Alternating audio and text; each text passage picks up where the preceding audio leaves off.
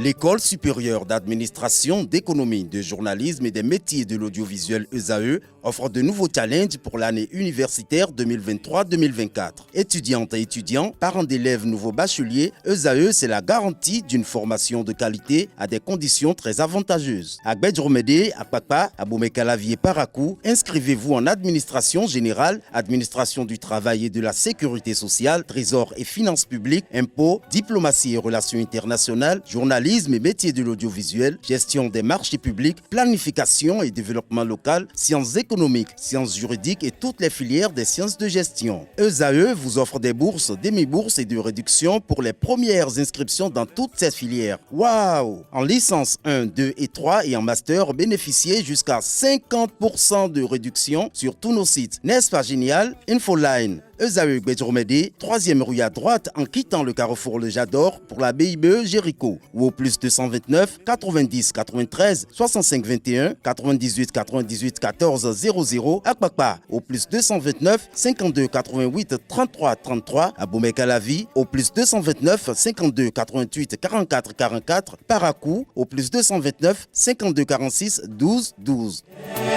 ESAE, l'excellence à un an. La page des sports sur Free Matin, Colomoussou, bonjour. Bonjour Kader. Avec Sébastien Haller, la Côte d'Ivoire écarte la République démocratique du Congo et file en finale de la CAN 2023. Ouais Kader, il faut dire, dans un affrontement épique, la Côte d'Ivoire s'est distinguée lors de la demi-finale de la CAN 2023 en évinçant la République démocratique du Congo sur un score serré de 1-0. Un exploit célébré à travers un but magistral de Sébastien Haller en seconde période. La Côte d'Ivoire s'apprête ainsi à disputer sa 5e finale de Coupe d'Afrique des Nations. Une qualification en finale à travers une qualification en finale avec 3 records établis. La première est qu'elle devient la première nation à accéder à la finale de la CAN après avoir subi une défaite humiliante de 4 buts dans la compétition. Un exploit qui rappelle la ténacité des éléphants face à l'adversité, rejoignant ainsi le Nigeria en 1990 dans les annales de la compétition. La deuxième est qu'elle ouvre une nouvelle page dans l'histoire du football africain en devenant le premier pays organisateur à se qualifier en finale de la CAN depuis l'Égypte en 2006. Puis enfin, Emers Faye qui entre dans l'histoire en devenant le premier entraîneur à atteindre la finale de la CAN après avoir rejoint l'équipe en cours de compétition. Au moment d'évoquer le succès de son équipe, Emers Faye, le sélectionneur ivoirien était très ému. Bien sûr, en conférence d'après-match, Emers Faye a déclaré « Je suis très ému pour la qualification. C'est un match que nous avons mieux maîtrisé que les 2 précédents. Les Congolais ont réussi à trouver les espaces dans notre zone. Nous avons gagné collectivement. Nous avons été solides défensivement. » Pour ce qui est de sa précédente collaboration avec Jean-Louis Gasset, il explique que j'avais droit à la parole dans ma collaboration avec Jean-Louis Gasset. Je lui ai soufflé des propositions et avec l'expérience qu'il a, il prenait les décisions qu'un entraîneur doit prendre. Interrogé sur ses coachings souvent gagnants, Emers Faye préfère mettre l'esprit de groupe en avant. Il a déclaré « Je ne donne pas d'importance aux changements, mais au groupe. Nous avons eu des changements qui ont été payants. C'est tous ensemble que c'est tout ensemble que nous allons gagner. » Le Nigeria souffre mais s'invite en finale en écartant une coriace Afrique du Sud. Le Nigeria va disputer pour la 8e fois une finale de Coupe d'Afrique après sa victoire au tir au but 4-2 devant une vaillante équipe d'Afrique du Sud. Les Super Eagles, qui ont essuyé quelques sueurs froides, joueront la finale dimanche 11 février prochain face à la Côte d'Ivoire à 20h GMT. Au cours de cette rencontre Nigeria-Afrique du Sud, Stanley Nwabali a volé la vedette à Rowan Williams. C'est exact, Stanley Nwabali a remporté hier soir son duel contre Rowan Williams, opposé dans le duel entre Nigeria et l'Afrique du Sud en demi-finale. Le gardien nigérien a réussi à qualifier les siens en finale au bout de la séance de tirs au but. Le match entre le Nigeria et l'Afrique du Sud a également été l'occasion d'un face-à-face entre Stanley et Rowan Williams avant cette demi-finale. Au stade de Bouaké, le gardien nigérian et le portier sud-africain ont totalisé 4 clean sheets en 5 matchs dans la CAN 2023. La seule différence est que le gardien nigérien a encaissé un but face à la Guinée équatoriale, tandis que le portier sud-africain a encaissé 2 buts face au Mali. Mais hier soir, l'écart devenu profond, Stanley vole la vedette à Rowan Williams. En 120 minutes, William Rowns, j'y arrive, a enchaîné 3 arrêts, une sortie réussie, un dégagement, 2 duels au sol remportés, 2 duels aériens remportés. En face, Stanley a totalisé 4 arrêts, 3 dégagements, une sortie, 4 duels au sol remportés, un duel aérien remporté. Tous 7 alors joués au tir au but après avoir arrêté 4 tirs au but.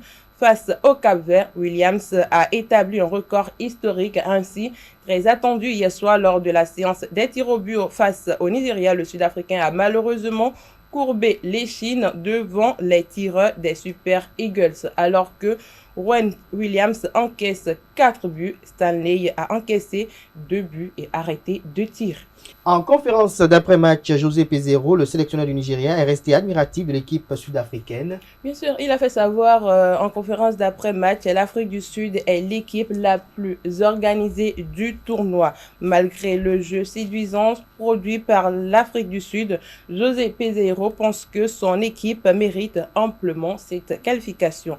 Nous avons été meilleurs dans les tirs au but, mais mes joueurs l'ont mérité. Le peuple nigérian le mérite également. Les Super Eagles ont mérité cette victoire. Mon équipe s'est bien battue et nous avons été bons dans les prolongations, a-t-il conclu. L'Afrique du Sud, elle, disputera le match de classement contre la RD Congo le samedi 10 février 2024 à 20h GMT au Félicia.